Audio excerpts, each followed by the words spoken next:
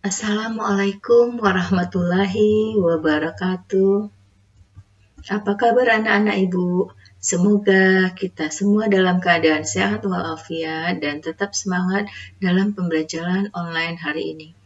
Pada pertemuan kedua ini, kita akan mempelajari sistem reproduksi manusia. Kita tahu awalnya manusia berasal dari satu sel yang mengalami pembelahan sehingga berjumlah 2000 triliun.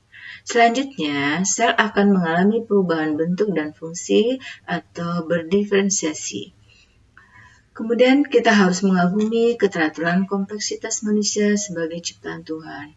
Dan kita juga harus berterima kasih kepada orang tua, terutama ibu yang telah mengandung 9 bulan dan memberikan kasih sayang dan lainnya sehingga pengorbanan ibu itu tidak dapat kita hitung. Bagaimanakah ibu dapat mengandung? Apakah ibu dapat mengandung tanpa kehadiran ayah kita? Ibu dapat mengandung karena adanya ayah. Dari pernikahan ayah dan ibu dihasilkan keturunannya, yaitu lahirlah anak-anak ibu.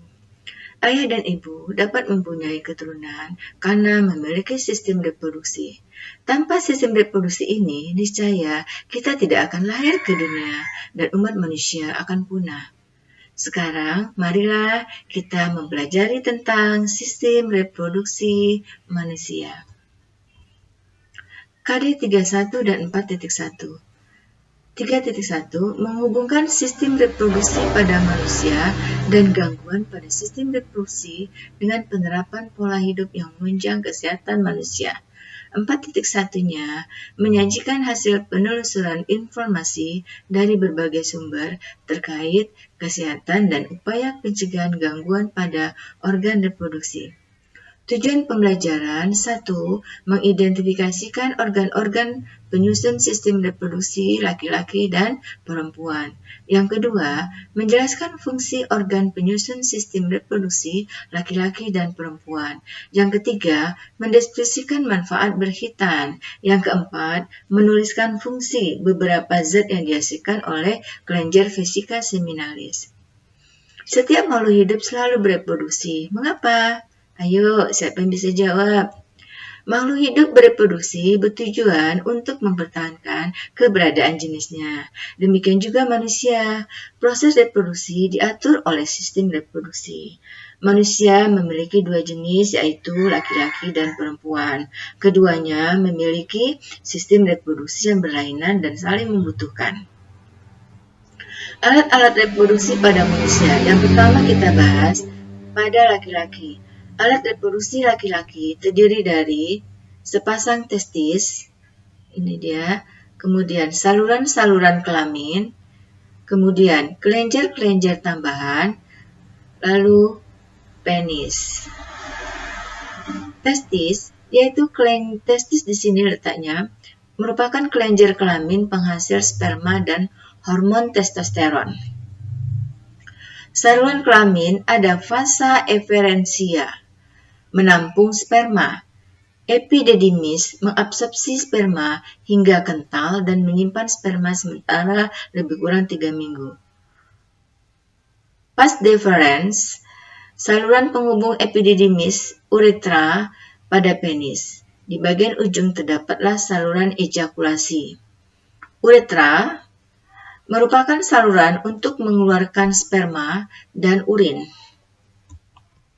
Kelenjar tambahannya bisa kita sebut di sini ada yang namanya vesika seminalis, kantong semen atau mani yang dindingnya menghasilkan cairan lendir yang mengandung fruktosa, asam aksorbat, dan asam amino sebagai makanan dan pelindung sperma sebelum membuahi ovum.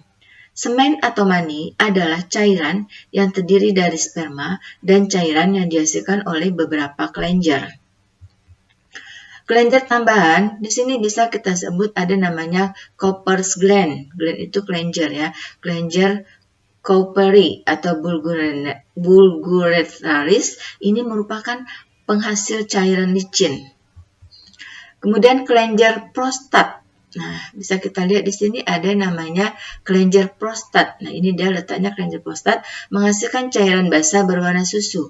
Cairan ini berfungsi untuk menetralkan sifat asam pada saluran vasa, efferentia, dan cairan pada vagina, sehingga sperma dapat bergerak aktif. Penis. Nah, penis itu ini dia letaknya merupakan alat kelamin luar yang berfungsi untuk memasukkan sperma ke dalam tubuh. Sistem reproduksi laki-laki berhubungan erat dengan sistem ekskresi urinaria. Testis menghasilkan jutaan sperma setiap hari, mulai dari masa pubertas atau masa remaja sampai meninggal dunia. Jika tidak dikeluarkan, sel-sel sperma akan mati dan diserap kembali oleh tubuh. Sekarang, mengapa laki-laki dianjurkan untuk dihitan? Dan apa manfaatnya?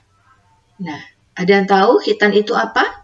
Hitan adalah proses pemotongan atau menghilangkan bagian yang berbentuk lipatan atau kulit yang terletak pada ujung penis. Bagian itu deskulum atau disebut dengan prepus. Manfaat di hitan: 1. Mengurangi risiko infeksi saluran kemih. Yang kedua, mengurangi risiko kanker penis. Yang ketiga, mengurangi terinfeksinya penyakit menular. Oke, sekarang kita pindah ke alat reproduksi manusia, yaitu bagian wanita atau bagian perempuan. Alat reproduksi pada wanita berupa sepasang ovarium. Ini dia, ovarium ada 2. Oviduct atau tuba Fallopi, disebut juga saluran telur. Uterus atau rahim. Vagina dan organ kelamin luar. Ovarium atau di sini disebut juga indung telur, merupakan kelenjar kelamin yang memproduksi ovum atau sel telur dan mensekresi hormon. Hormonnya yaitu hormon estrogen dan progesteron. Oviduct disebut juga dengan tuba Fallopi, berfungsi menyalurkan sel telur ke uterus atau rahim dengan gerakan peristaltik dan dibantu oleh gerakan silia atau bulu-bulu pada dindingnya. Uterus atau rahim, nah di sini dia, uterus itu tempat berkembangnya embrio. Selama kehamilan, volume uterus mampu mengembang hingga 5.000 kali. Makanya kalau ibu kita lahir menghamil itu perutnya kan semakin membesar karena uterus itu bersifat elastis, mampu mengembang. Vagina, nah ini vagina tempat penis pada saat kopulasi dan sebagian jalan keluar bayi pada proses kelahiran. Alat reproduksi perempuan itu organ kelamin luarnya bisa kita lihat di sini ada namanya klitoris atau klentit, strukturnya sama dengan penis. Kemudian vulva terdiri atas labium mayor dan labium minor. Lubang saluran kencing atau saluran urin, lubang vagina, bagian keluar vagina, dan pundus itu bagian lipatan paha. Demikianlah pembelajaran kita tentang organ-organ reproduksi laki-laki dan organ-organ reproduksi perempuan. Untuk tugasnya bisa Ananda lihat di sini ada 4 soal. Bisa Anda baca ya. Nah, tugas ini kalian buat di buku tulis, dibikin jawabannya. Kemudian nomor 1, menjelaskan organ-organ penyusun sistem reproduksi laki-laki. Buat gambar struktur organ-organ reproduksi dengan menunjukkan bagian-bagiannya. Kemudian yang B, menjelaskan fungsi bagian-bagian organ sistem reproduksi laki-laki. Kemudian yang kedua, menjelaskan manfaat berkhitan. Yang ketiga, menjelaskan organ-organ penyusun sistem reproduksi wanita. Buat juga gambar struktur organ tersebut. Kemudian tunjukkan bagian-bagiannya. Yang B, jelaskan fungsi masing-masing organ sistem reproduksi tersebut. Kemudian yang keempat, soalnya menuliskan fungsi beberapa zat yang dihasilkan kelenjar vesika seminalis. Oke, bagaimana anak-anak ibu?